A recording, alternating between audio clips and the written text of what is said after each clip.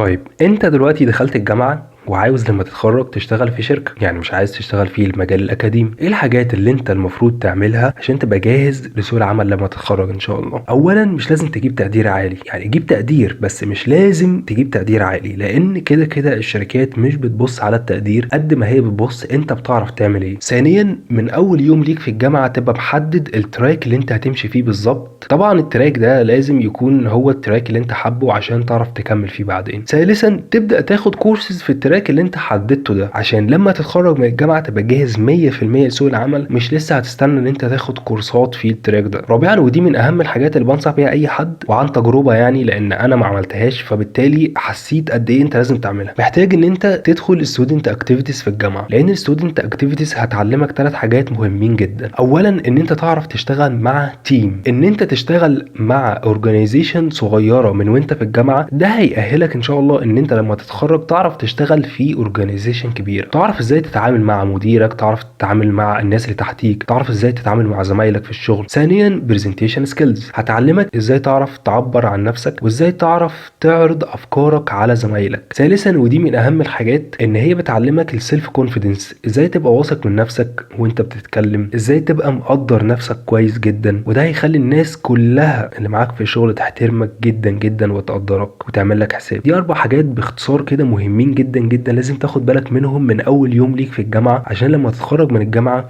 وتبقى عايز ان انت تشتغل بسرعة تلاقي فعلا شركة تعرف تشتغل فيها وتبقى مؤهل 100% لسوق العمل. بس كده.